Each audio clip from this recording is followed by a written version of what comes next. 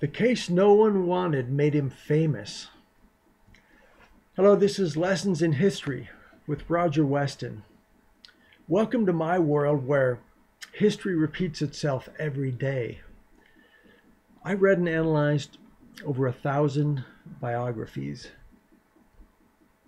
We shine the light on great events, great heroes, great villains, and great disasters. We peel away the layers of history and try to uncover the lessons that we can apply to our own situations in order to overcome adversity. Now back to history. Patrick Henry wanted to become a farmer, and he did. He became a farmer. Unfortunately, however, he failed miserably as a farmer. It was a painful experience for him. So he decided to try again in a new direction. He became a store owner, and that was another painful failure for him. And so at this point, Patrick Henry decided to try out law. And it turns out he was an excellent lawyer.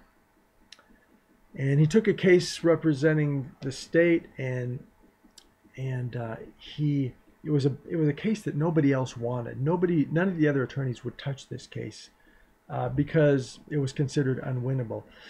The state was paying its ministers in tobacco at a time when the price of tobacco was way down. It was a bad deal. And so in court, that's what they expected Patrick Henry to try and defend that. But that's not what he did. He took a totally unexpected approach. Henry argued that the state of Virginia should not have to. They had the right to defend they had a right to run their own affairs without interference from London.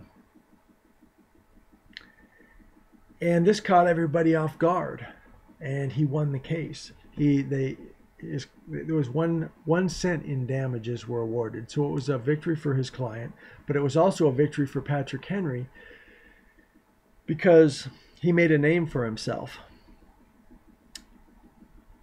In 1765, he was elected to the Virginia state legislature, and then in 1776, he was elected the first governor of the state of independent Virginia.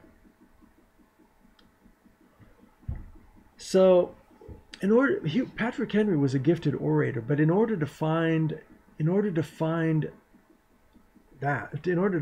get there, he had to go through he had to run into some closed doors in life, as a farmer and as a store operator, and he had these doors, these paths slammed in his face, basically.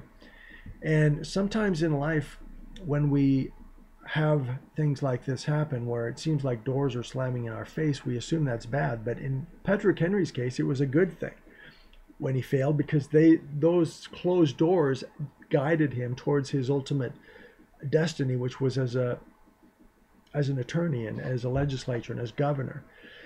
And so, but one thing we can learn from his experience also is the fact that, he was in what was considered an unwinnable situation, and he didn't do what everyone expected him to do. He did the unexpected. And that made all the difference in his situation.